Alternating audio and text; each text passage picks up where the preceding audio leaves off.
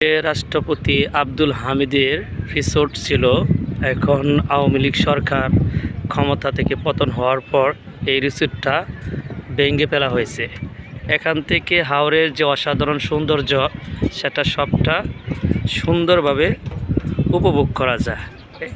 অনেক বাতাস, হাওরের বাতাস সবটুকু এখান থেকে উপভোগ করা যায়। অসাধারণ সৌন্দর্য একটা রিসোর্ট ছিল। প্রকৃতিটা অনেক সুন্দর। আসলে প্রকৃতি সবসময় মানুষকে মনকে ফ্রেশ করে দেয়, এটাই তার বাস্তব প্রমাণ।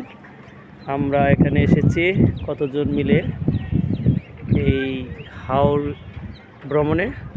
তো আমার কাছে অত্যন্ত ভালো লাগছে। তো এখানে যারা আসছে সবাই অনেক খুশি। তো রাষ্ট্রপতি আব্দুল হামিদের যে রিসোর্ট আসলে অনেক সুন্দর ছিল। তো এর সৌন্দর্য এখন নষ্ট হয়ে গেছে, কারণ হচ্ছে এখন তাদের যে কর্তৃপক্ষ ছিল তারা এই রিসোর্টটা ভেঙে ফেলেছে।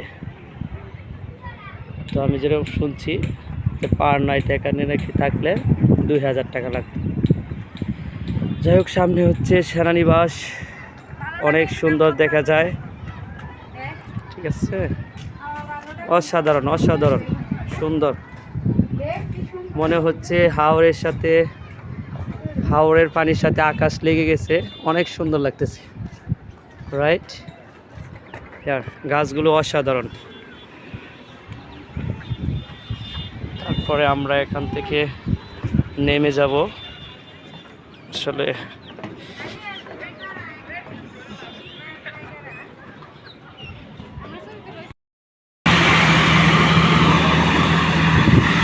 হচ্ছে ফেরিঘাট। এখানে আইসা অনেক নৌকা